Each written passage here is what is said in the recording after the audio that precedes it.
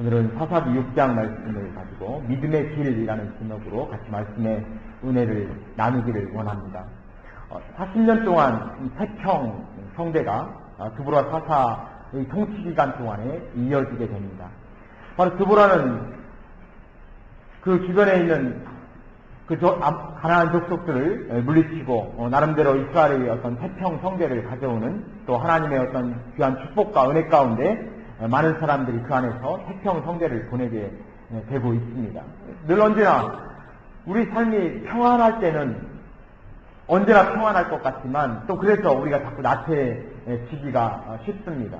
이스라엘도 역시 마찬가지로 똑같은 그러한 사이클의 반복이 지금도 역시 계속되어지는 것이죠. 이 사람들이 계속해서 이제 하나님 앞에서 점점 멀어져가는 모습을 보이게 됩니다. 그래서 하나님께서 이스라엘 사람들이 악을 행하였다라고 이렇게 말씀을 하고 있어요. 악을 행하고 나서 이제 하나님께서 그들을 미디안의 손에 맡기게 됩니다. 그래서 오늘 지금 우리가 읽었던 사사기 6장은 미디안과 그 다음에 바로 하나님께서 택하신 바로 기드온 사사 사이의 전쟁과 또 여러 가지 많은 일들에 대해서 6장, 7장에 걸쳐서 기록을 해놓고 있습니다. 먼저 1절 말씀해 보면 이스라엘 자손이 또 여호와의 목전에 악을 행하였으므로 여호와께서 7년 동안 그들을 미디안의 손에 붙이시니 미디안의 손이 이스라엘을 이긴지라. 이스라엘 자손이 미디안을 인하여 산에서 구멍과 굴과 산성을 자기를 위하여 만들었으며 라고 말씀합니다. 40년의 긴 시간 동안 태평성대를 누린 것이지요. 근데 미디안이 지금 7년 동안 이스라엘 백성들을 지금 억압하고 이스라엘 백성들에게 여러 가지 많은 괴로움을 지금 주고 있습니다.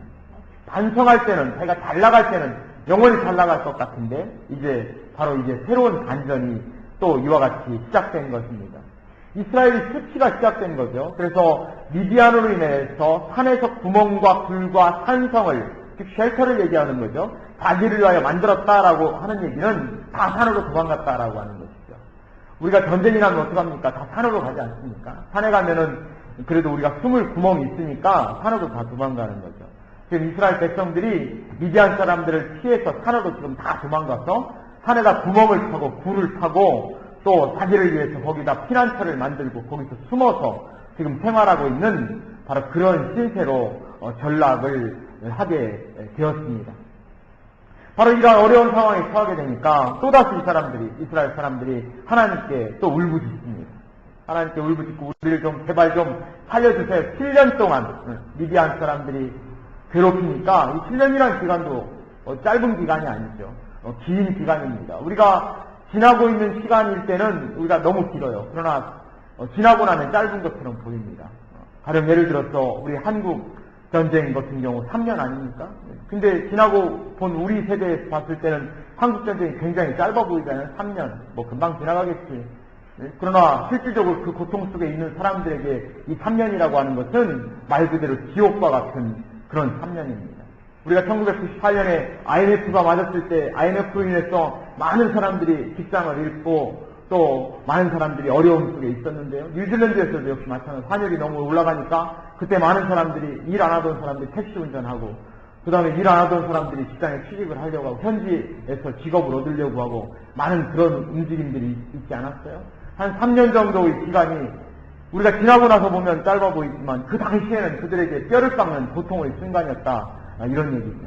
또 우리도 지금 역시 마찬가지로 그런 어려운 시간들을 지금 지내고 있는 것과 마찬가지입니다. 2007년, 8년에 걸쳐서 금융위기가 지금 4년째 계속되고 있지 않습니까? 아직도 경제가 완전히 회복되지 못한 그런 가운데 어떻게 보면 가장 어두움에 지금 우리가 있다, 이렇게 볼 수 있습니다.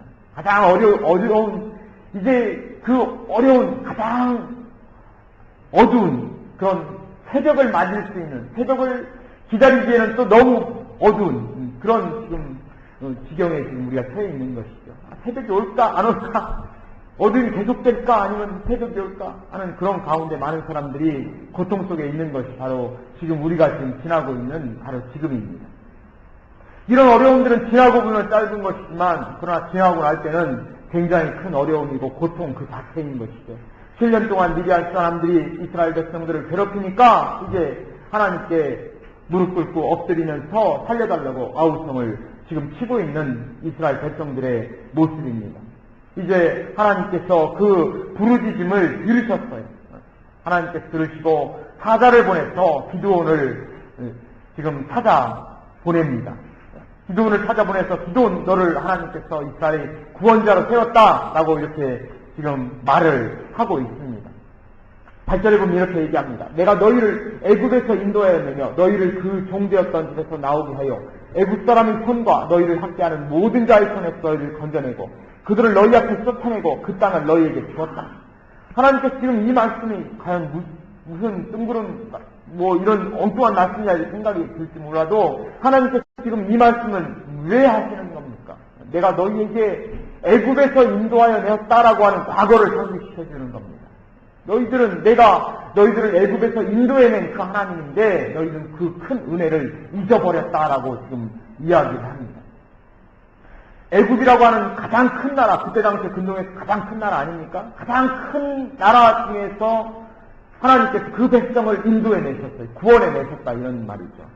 그 엄청난 은혜를 너희에게 베풀었는데 너는 왜 자꾸 과거를 까먹고 잊어버리고 또다시 너희들은 하나님께 악을 범하는 그곳으로 다시 돌아가려고 하느냐? 왜 너희들은 또 돌아가느냐라고 지금 이야기를 합니다. 엄청난 은혜를 베풀어 주었음에도 불구하고 이스라엘 백성들은 계속해서 자신들이 과거로 돌아가고 또 자신들이 어떤 하나님께 악을 범하는 그러한 죄악의 사이클을 계속 반복을 하고 있습니다. 10절에 똑같이 말씀합니다.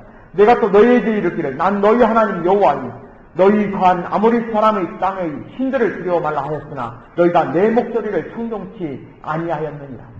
나는 너희를 애굽에서 구원한 하나님임에도 불구하고 너희는 왜 자꾸 내 목소리를 듣지 않고 왜 이방의 신들을 섬기고 우상에게 절을 하고 그들과 신하려고 하느냐라고 지금 악을 범하느냐라고 지금 말씀을 하고 있는 것입니다. 하나님은 엄청난 은혜를 베풀어 주셨음에도 불구하고 우리 인간들은 그 은혜를 쉽게 까먹어요. 그게 바로 우리들의 문제입니다. 우리가 지나온 시간들을 살펴보면 하나님께 나를 그때그때마다 어떻게 인도해 주셨는가, 하나님께 나에게 얼마나 큰 은혜를 베풀어 주셨는가라고 하는 것을 알 수 있습니다.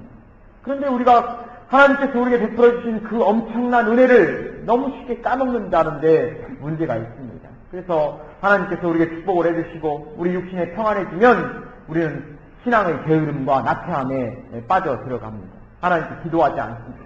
하나님께 절실함으로 메어 달리지 않습니다. 나의 기도 제목이 있을 때는 하나님께 나와 울고불고 난립니다. 하나님 좀 제발 좀 저를 살려주세요. 하지만 그 문제가 딱 해결되면 이제 언제 그랬느냐는 듯이 우리 마음이 딱 변해버리는 것이 바로 우리들의 모습입니다. 지금 바로 그것에 대해서 이스라엘 백성들을 지금 책망을 하고 있는 거예요. 너희들은 왜 그렇게 쉽게 은혜를 까먹느냐? 그게 바로 우리들입니다. 그래서 은혜 생활이라고 하는 것이 그렇게 쉬운 것이 아니죠. 우리가 하나님께 매어 달리고 하나님을 붙들려고 하고 은혜 생활을 하려고 노력하지 않으면 우리 신앙이라고 하는 것은 그대로 있지를 않습니다. 그대로 있는 것이 아니라 뒤로 후퇴를 하는 것이 바로 우리들의 신앙입니다. 우리가 하나님 말씀을 읽고 기도하고 믿음의 사람들과 교제하고 그런 가운데서 우리 신앙이 겨우 유지되는 거예요. 우리는 겨우 유지되는 것도 하기가 힘들다는 것이죠. 우리가 열심히 노력하지 않으면 나아가기는커녕 뒤로 우리 신앙이 후퇴하기가 너무 쉬운 것입니다. 지금 이스라엘 백성들은 계속해서 믿음이 지금 후퇴하고 있고 그들은 영적인 어떤 침체 상태에 빠져 있습니다. 그래서 그들은 부르짖게 되고 이 어려움을 겪게 되는 것이죠. 우리가 신앙의 나태함 속에 있으면 얼마 지나지 않으면 그런 생각을 우리는 할 수밖에 없어요. 얼마 지나지 않으면 문제가 찾아옵니다. 나의 심령의 문제가 찾아옵니다. 나의 심령이 어디에 문제가 찾아올지 몰라요. 그러나 하나님께서는 우리를 사랑하시기 때문에 우리가 영적인 침체 상태에 오래 빠져있는 것을 하나님은 싫어하시는 거예요. 뭔가 우리에게 문제가 생기게 되고 또 그 문제 때문에 하나님께 나아올 수밖에 없도록 하나님께서는 만들어주신단 말이죠. 그렇기 때문에 우리 자신들이 그 문제가 오기 전에 하나님께 매달릴 수 있는 그 지혜로움이 우리에게 필요합니다. 문제가 닥쳐서 그때 울고불고 하는 것보다 문제가 닥치기 전에 하나님 앞에 나와서 기도하며 나의 영적인 상태를 잘 관리하는 그런 지혜가 우리에게 필요합니다. 하나님은 이제 자신들을 향해 다시 울고불고 하고 있는, 자신을 구원해달라고 외치고 있는 이스라엘 목소리를 듣고 이제 기드온을 선택합니다. 그들로 하여금, 기드온으로 하여금 이스라엘 백성의 사사로 택해주셔서 그를 새로운 반전의 주인공으로 삼으시려고 사자를 그에게 보냅니다.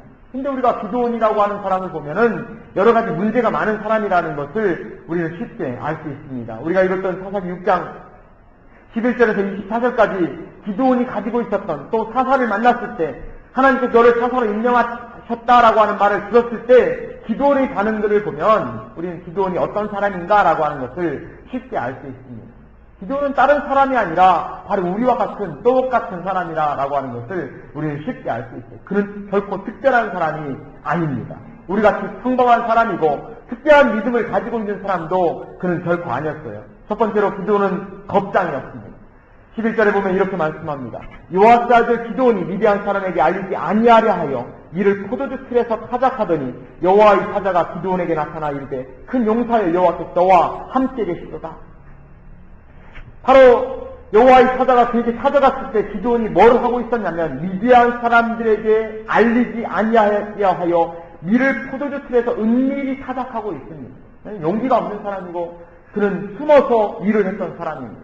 겁장이었었죠. 그런 담대한 믿음을 가지고 있는 사람이 결코 아니었습니다. 하나님은 그에게 나타났습니다. 여호와께서 너와 함께 하신다 말씀하시지만 기드온이 그것을 쉽게 믿으려고 하지 않습니다.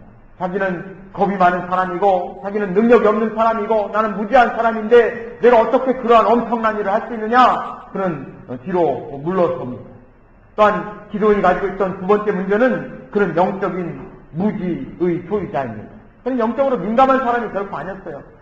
영적으로 민감한 사람이었다면 여호와의 사자가 나타나서 여호와께서 너와 함께 하신다, 네가 바로 이스라엘 구원자다 얘기했을 때 자신의 시대적 사명을 즉각적으로 깨달았을 것입니다. 그러나 그는 여호와의 사자가 나타나서 너를 이스라엘 구원자로 삼았다라고 분명하게 설명을 하고 있음에도 불구하고 자신이 가지고 있는 시대적 사명을 그는 깨닫지 못했습니다. 따라서 그는 준비된 사람은 결코 아니었다는 것이죠. 13절에 보면 기드온이 그에게 대답하여 나의 주여 여호와께서 우리와 함께 계시면 어찌하여 이 모든 일이 우리에게 미쳤나이까? 또 우리 열조가 일찍 우리에게 이르기를 여호와께서 우리를 애국에서 나오게 하신 것이 아니냐 한 그 모든 이적이 어디 있나이까? 이제 여호와께서 우리를 버리사 미디안의 손에 붙이셨나이다. 미디안이 지금 대답을 하고 있는 겁니다. 여호와께서 우리와 함께 하신다면 왜 우리가 이 모양 이 꼴이 되겠습니까? 라고 지금 반문하고 있는 겁니다. 여호와께서 우리와 함께 하시지 않기 때문에 우리가 지금 이 모양 이 꼴로 이스라엘 백성들이 지금 도탄에 빠져 있는 것 아닙니까? 라고 지금 이야기를 하고 있습니다. 우리 해병대에 갔다 오신 분들 뭐라고 얘기합니까? 한 번 해병은 영원한 해병이다 뭐 이런 말 하지 않습니까? 근데요, 가만히 보면은 한 번 해병은 영원한 해병일지는 모르지만 한 번 축복은 영원한 축복이 아닌 것 같습니다. 한 번 그들이 은혜를 받고 축복을 받았다고 그 축복이 영원히 지속되는 것은 아니죠. 지금 이스라엘 백성들이 하나님께 엄청난 축복을 받고 은혜를 받고 선택된 백성으로서 많은 하나님의 돌보심과 보호하심을 받은 것은 틀림없는 사실이지만 그들이 영적인 문제가 그들이 있을 때, 하나님께 악을 행하였을 때 그들의 축복은 사라지고 그들은 또 엄청난 큰 어려움 속에 그들은 빠져 들어가게 됨을 우리는 살펴보게 됩니다. 우리 삶 가운데도 역시 마찬가지죠. 내가 지금 받고 있는 엄청난 축복이 영원토록 돼 있었을 것 같은 그런 착각에 우리는 쉽게 빠져듭니다. 그렇지만 그 엄청난 축복은 결국 우리가 그걸 잘 간직하지 못하면 그러나 얼마 지나지 않아서 사라질 수밖에 없는 것이죠. 지금 기드온은 왜 우리 민족이 하나님께 축복을 받았다면 우리가 지금 이 모양 이 꼴로 지금 이 상태에 있는 것입니까? 라고 반문할 정도로 영적으로 무지했던 사람입니다. 사실 문제가 무엇인가를 결코 지금 그는 파악하지 못하고 있어요. 이스라엘 백성인들이 왜 이런 문제에 지금 빠져있는가라고 하는 것을 분석할 수 있는, 또 그것을 알 수 있는, 깨달을 수 있는 영적인 능력을 그는 갖지 못한 사람입니다. 즉, 한 시대의 지도자가 되기에는 영적으로 너무 무지한 사람이다 이런 얘기죠. 시대의 지도자들은 그 시대를 읽는 사람 아닙니까? 위대한 지도자들은? 지금 이 시대가 우리가 무엇을 해야 될 때인가를 아는 사람이 그 시대의 위대한 지도자들이 아닙니까요? 기도는 그것에는 지금 미치지 못하는 영적으로 무지한 사람입니다. 세 번째로 그는 의심이 많았던 사람이에요.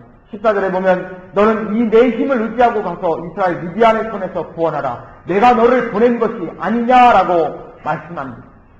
이때 기도원이 뭐라고 대답합니까? 15절에 주여 내가 무엇으로 이스라엘을 구원하리이까? 벌써서 나의 집은 문화세 중에서 극히 약하고 나는 내 아비 집에서 제일 작은 자입니다. 나는 이렇게 내가 작은 자가 내가 무엇을 할 수 있습니까? 그러면서 사자에게 뭘 얘기합니까? 나에게 징표를 좀 보여주세요. 나에게 그 표징을 좀 보여주십시오. 당신이 여호와의 사자라면 또 나에게 이 엄청난 사명을 맡기셨다면 그렇다면 나에게 그 증거를 좀 보여주십시오. 증거를 지금 요구하고 있습니다. 의심이 많기 때문에 증거를 지금 나에게 달라라고 이야기를 하는 것이죠. 여호와의 사자가 그에게 증거를 보여줍니다. 고기와 무교전병을 가지고 그의 국을 쏟아요. 거기다 물을 부은 거나 마찬가지죠. 그래서 21절에 보면 여호와의 사자가 손에 잡은 지팡이 끝을 내밀어 고기와 무교전병의 댐에 불이 반석에서 나와 고기와 무교전병을 살랐고 여호와의 사자는 떠나서 보이지 아니한지라 라고 말씀합니다. 국을 엎어서 축축하게 젖어 있는 바로 거기에 지팡이 끝을 대서 불이 확 살르는 마술과 같은 그런 징표를 보여줍니다. 거봐 맞지? 라고 지금 이야기하고 있는 것이죠. 기도원은 바로 이와 같은 징표를 보고 나서야 이제는 이게 바로 하나님의 사자가 틀림없구나 라고 하는 것을 깨닫고 움직이기 시작합니다. 자기가 과연 자기가 가지고 있는 이 첫 번째 사사로서의 일을 그는 시작하게 됩니다. 우리가 살펴본 것처럼 기드온이라고 하는 사람은 한 시대의 굉장한 영웅임에는 틀림없는 사람이지만 영웅이 되기 전 그의 모습이라고 하는 것은 사명을 받을 때 그의 모습이라고 하는 것은 우리와 똑같은 겁이 많은 사람이었어요. 영적으로 그렇게 민감하지 못한 그런 사람입니다. 또한 그는 의심이 많았던 그런 사람입니다. 그와 같이 평범해 보이는 기드온이 바로 미드완과의 전투에서 엄청난 하나님의 사명을 감당하는 그런 위대한 용사로서의 사사로서의 임무를 그는 수행을 성공적으로 하게 되는 것을 봅니다. 그는 비록 평범했지만 하나님께서 그를 사용하시니까 엄청난 위력을 많은 사람들에게 보여주고 믿음이 놀라우신 승리를 그는 쟁취하게 되는 것입니다. 기도원이 위대한 것은 바로 여기에 있는 것이죠. 그가 본래의 성품이 용감했던 사람이라면, 그가 잘 준비됐던 사람이라면 그가 그렇게 위대한 일을 하는 것은 어떻게 보면 당연할지 모릅니다. 그러나 기도원은 그런 사람이 결코 아니었어요. 우리가 알고 있는 것처럼 그런 굉장한 용감한 사람도 아니고 그는 겁장일 뿐만 아니라 한 시대를 이끌어가기에는 부족한 영적인 지도자였습니다. 그럼에도 불구하고 하나님이 사용하시면 그에게 놀라우신 하나님의 권능의 손을 그에게 들어주시면 하나님께서 그 일을 이루어 가시는 것을 우리는 살펴보게 됩니다. 기존의 첫 번째 공적은 무엇입니까? 그가 우상을 타파하는 것으로서 그의 사사로서의 첫 번째 임무를 그는 수행하게 됩니다. 25절에 보면 이날 밤에 여호와께서 기드온에게 이르시되 내 아비의 수소 곧 7년 된 둘째 수소를 취하고 내 아비에게 있는 바알의 단을 헐며 단 곁에 아세르 상을 찍고 이 견고한 성 위에 내 하나님 여호와를 위하여 규례대로 한 단을 쌓고 그 둘째 수소를 취하여 내가 찍은 아세라 나무로 번제를 드리십니다. 우상을 타파하는 것이 바로 그의 첫 번째 한 사사로서의 임무입니다. 네가 바알의 신당을 헐라 아세라 상을 찍어버리라. 그 찍은 걸 가지고 하나님께 지금 번제로 지금 제사를 드리는 것입니다. 얼마나 멋있습니까? 그렇다고 도끼 가지고 가서 저런 데 가서 불상 가지고 불상이라던가 이런 거 찍으라는 그런 얘기 아니죠?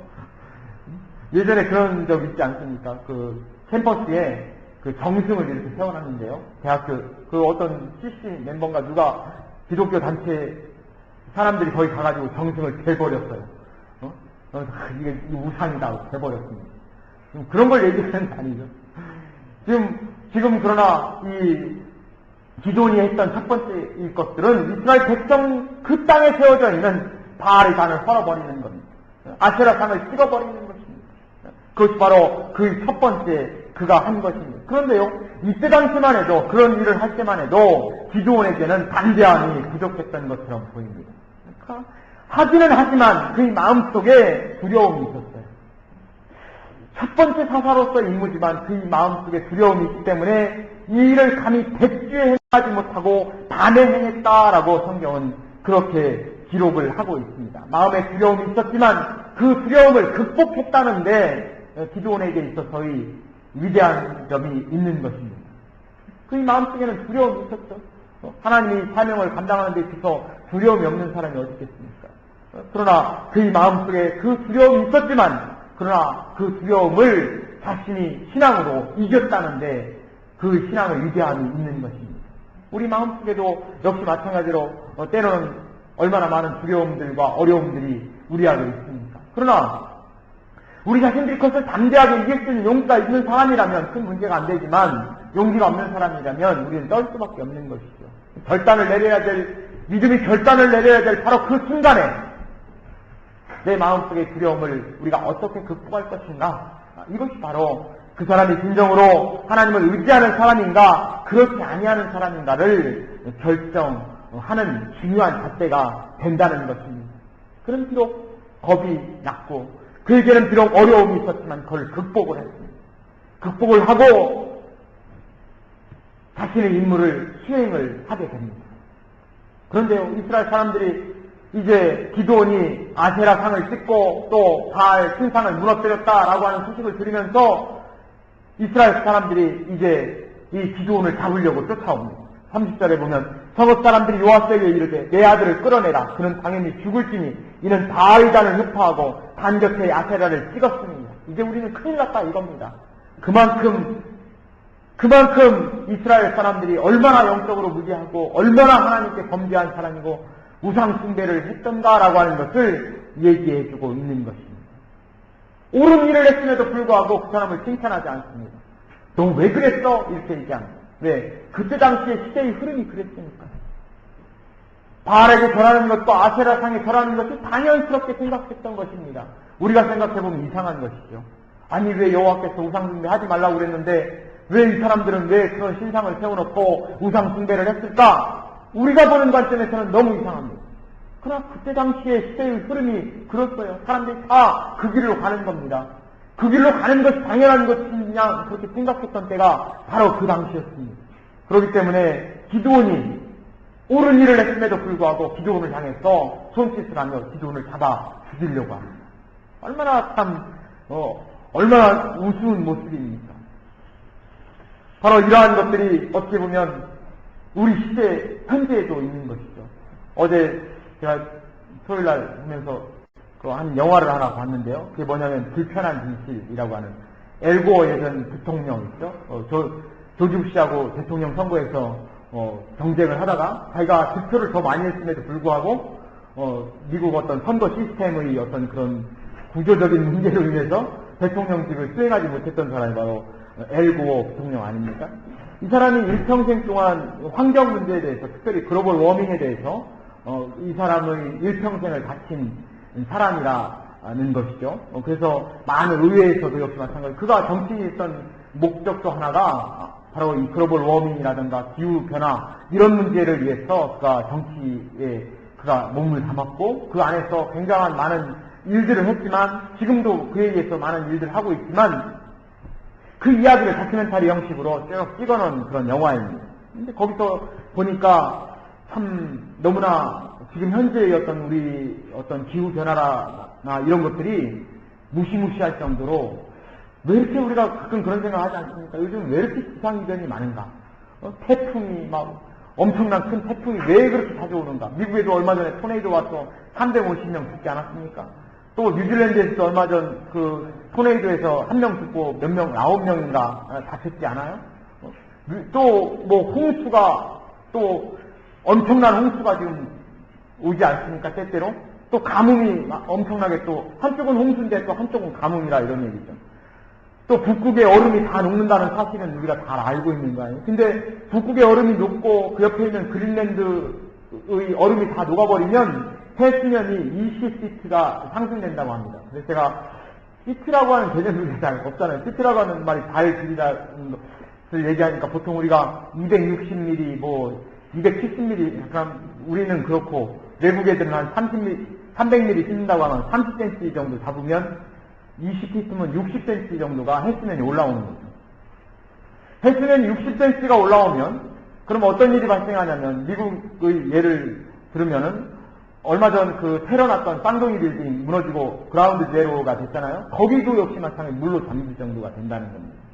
그만큼 엄청난 해수 상승으로 인해서 많은 육지가 그 물에 잠기게 되고요. 우리나라도 역시 마찬가지로 이 부산이라던가 이쪽 지방이 물로 이렇게 다 잠겨들어요.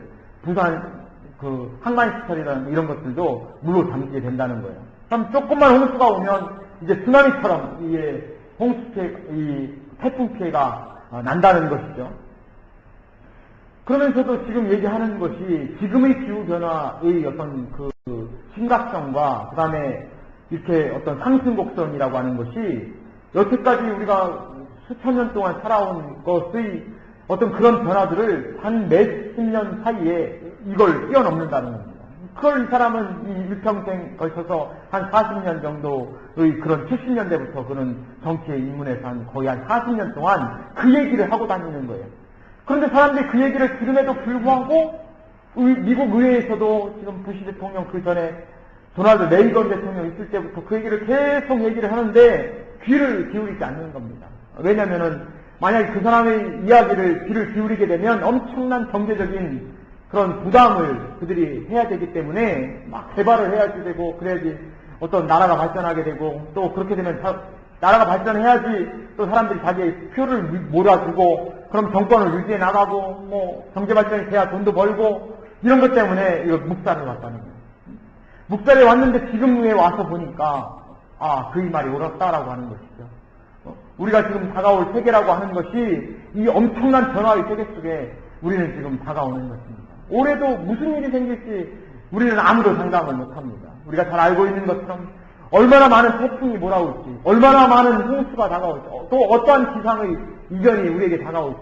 그거 하는 얘기가 뭐냐면 이 해수면이라고 하는 것이 뜨거운 곳에서 물이 이렇게 올라가잖아요. 차가운 곳으로 밑이 물이 내려오잖아요. 우리 마치 뭐가 있냐면 그 냉장고하고 마찬가지입니다. 위에서 차가운 냉기 있는 것이 위에 있잖아요. 그래서 밑으로 내려왔고 또 이게 뜨거워지면 다시 위로 올라가고 이게 대기가 순환이 되는 것처럼 바닷물도 역시 마찬가지로 이렇게 순환이 되는데요. 북극의 얼음이 녹아버리면 그러면 이제 그 해수면 북극의 얼음이라고 하는 것이 또 햇빛이 나가오는 게 반사를 시키잖아요. 근데 그게 없어져 버리면 계속 그 열이 바닷물 속에 물 온도를 높인다는 거죠. 그렇게 되면 해수면의 온도가 상승할 수밖에 없고 얼음이 없으니까 뜨거운 물이 북극으로 가가지고 거기서 식혀서 밑으로 내려와야 되는데 이 해류 흐름이 바뀌어져 버린다는 겁니다. 이렇게 되면 또 엄청난 문제가 또 생긴다는 거예요. 우리는 지금 이 문제에 대해서 우리는 말 그대로 불확실합니다. 세계가 어떻게 변화해야 될지 불확실하고 어떤 기상 이변이 있을지 우리는 불확실합니다. 우리가 다행인 것은 타우랑가나 이런 오클랜드나 이 해안에 안 사는 것만 우리가 또 아주 감사하게 생각하는 것도 있어요. 해밀턴은 그래도 바다에서 멀리 떨어져 있으니까 해밀턴이 잠길 정도 되면 뭐 뉴질랜드가 다 잠긴다 생각하면 되니까 우리는 그나마 이 해밀턴에 있는 게 그래도 감사한 것이죠. 바닷가에 안 있는 것이. 그 엄청난 변화의 어떤 불확실성 속에 우리는 있습니다. 이렇게 이런 것을 가지고 외치는 사람들, 이분은 그걸 가지고 외치는데요. 조지 부시 대통령이 뭐라고 얘기했는지 저 사람 미친 사람이다. 그때 당시에는 미친 사람이다 얘기합니다. 지금은 우리가 깨닫습니다. 그의 말이 옳았구나. 그때 당시에는 뭡니까? 20년, 30년 전만 해도 미친 사람이다. 지금 뭐 글로벌 워밍은 무슨 글로벌 워밍이야. 당연히 뭐 냉각기가 있으면 좀 온도가 올라가는 기가 있고 또 냉각기가 있으면 올라가는 것이 있고 이런 사이클이 반복되는 것이지 글로벌 워밍이 아니다라고 얘기했던 것이죠. 그런데 지금 보니까 맞다 이런 얘기. 시적 흐름 속에 그 말이 아니다, 그것이 아니다라고 얘기하는 것은 굉장한 용기가 필요한 겁니다. 그러나 그것을 말을 할 수 있는 사람이 우리에게 중요한 것이죠. 그 말을 누가 하겠냐 이런 거예요. 바로 기도원이 바로 바알 신상과 아세라 신상을 깨뜨리니까 사람들이 와가지고 기도원을 잡아 죽이려고. 너 이놈, 왜 그 말했어? 왜 그렇게 했어? 우리를 다 죽이려는 것이야? 이렇게 얘기를 하는 거예요. 용기가 필요한 거예요. 자기 목숨을 내놓는 용기가 필요한 것입니다. 기도원은 그런 면에서 하나님의 말씀을 받고 시대적인 사명을 감당했어야 하는데 그 용기가 있는 것입니다. 자, 이러한 암흑의 순간에도 이렇게 깨어있는 사람들이 또 그때 당시에 있었어요. 이런 사명을 감당하고 이제 미디안 사람과 아말렉 사람과 동방 사람들이 다 모여서 이스라엘 골짜기에 진을 쳐서 이스라엘과 한판 전쟁을 벌이려고 합니다. 얼마나 가만히 있어도 미디안이 와가지고 자기들을 괴롭히는 판에 미디안 사람, 아말렉 사람, 동방 사람들이 다 모여 요단을 건너와서 이스라엘 골짜기에 진을 칩니다. 이젠 우리는 죽었다. 여호와께서 뭐라고 얘기합니까? 34절에 보면 여호와께서 기드온에게 강림하시니 기드온이 나팔을 불매 아비에셀 족속이 다 모여서 그를 쫓고 그가 하나님의 신이 기드온에게 강림하시니 그가 하나님의 영을 받았다 이런 얘기죠. 하나님의 능력을 받았다 이런 얘기입니다. 그가 담대히 나아갑니다. 겁장이었던 기드온은 여기서 찾아볼 수가 없습니다. 여호와의 신이 기드온에게 강림하시니 기드온이 나팔을 불매 그가 나가서 나팔을 불었어요. 그가 나팔을 불기 전에 내가 나팔을 불어봤자 만약에 그가 패배주의에 쌓여있던 사람이라면 어떻게 생각했겠습니까? 그 전에 겁장이라면 어떻게 생각했겠어요? 내가 나팔을 불어봤자 몇 명이나 모이겠나? 이런 생각 하지 않았겠어요? 내가 나팔을 불어봤자 더 많은 군사들 앞에 우리가 과연 그들을 어떻게 당해내? 이런 생각 하지 않았겠습니까? 그러나 여호와의 신이 기드온에게 강림하시니 그가 담대함을 얻었다는 겁니다. 어마어마한 군사들 앞에서 그 군사들이 아무렇지 않게 보이는 것이죠. 그는 담대히 나팔을 씁니다. 기적이 발생합니다. 아무도 모일 것 같지 않은 그곳에 아비에스의 족속이 모여서 그를 쫓고 35절 기드온이 또 사자를 온 므낫세에 두루 보내매 그들도 모여서 그를 쫓고 사자를 아셀과 스불론과 납달리에 보내매 그 무리도 올라와서 그를 영접하다. 내가 아무리 불러봤자 응답할 것 같지 않던 바로 그때에도 그 말을 듣는 사람이 거기 있었다라고 하는 것이죠. 아무도 내 편이 되지 것 같지 않은 바로 그 당시에도 그가 나팔을 불매 자기 편이 되주는 믿음으로 응답하는 사람들이 그 안에 있었어요. 바로 그것이 그가 나팔을 불기까지 기다렸던 사람들이 그에게 올라와서 미디안 사람들과 담대한 한판 전쟁을 벌일 준비를 하고 있습니다. 결론을 맺겠습니다. 우리 삶에 있어서 한 번 축복은 영원한 축복이 아닙니다. 우리 삶의 축복을 우리가 잘 끌고 가는 것이 중요해요. 축복을 잘 관리하는 것이 중요합니다. 언제나 인생의 사이클은 올라갔다 내려갔다 하는 것이죠. 그러나 내가 올라갔을 때 너무 교만하지 않고 나태하지 않고 그걸 잘 관리하는 것이 중요합니다. 내가 암흑의 순간에 있다면 이 암흑의 순간이 영원한 것이 아니라 내가 하나님께 울부짖고 기도하면 하나님께서 새로운 사이클로 나를 인생을 반전시킨다라고 하는 것을 그 믿음을 갖는 것이 중요합니다. 겁장이 기드온이 신앙의 결단을 하고 하나님 앞에 나아가서 바벨론 우상을 찍어버리고 아세라상 우상을 찍어버리는 그러한 놀라운 용기를 보입니다. 담대히 나팔을 부는 용기를 그는 보입니다. 놀라운 세상의 변화가 그 나팔 소리를 듣고 사람들이 깨어나고 하나님 앞에 나아오는 담대히 신앙의 전투에 나아가는 응답하는 사람들이 그 안에 있었다라고 하는 것입니다. 암흑의 순간에도 깨어있는 자가 반드시 있습니다. 하나님 말씀을 듣는 자가 있는 것이죠. 믿음으로 응답하는 자가 있습니다. 그 어떠한 어려움의 순간에도 바로 믿음으로 응답하는 사람이 있습니다. 세상이 다 하나님을 버릴 것 같은 그 순간에도 믿음을 지키는 사람이 있습니다. 세상 사람들이 한 길로 다 이 세상의 길로 나아가는 그때에도 바로 믿음을 향해 나아오는 사람들이 있습니다. 바로 내가 바로 그런 사람이 될 수 있기를 원합니다. 여호수아가 말한 것처럼 만일 여호와를 섬기는 것이 너희에게 좋지 않게 보이거든 너희 열조가 강 저편에서 섬기던 신이든지 혹 너희 거하는 땅 아모리 사람의 신이든지 너희 섬길 자를 오늘날 택하라. 오직 나와 내 집은 여호와를 섬기겠노라. 나는 주님의 말씀만을 듣고 나아가겠다. 나는 주님만을 나는 택하고 나아가겠다. 여호수아는 그런 담대한 고백을 합니다. 세상이 다 세상을 향해 나아갈지라도 나는 주님의 말씀을 불고 여호와의 신이 나에게 임할 때 내가 담대히 하나님의 말씀에 나팔을 불겠다.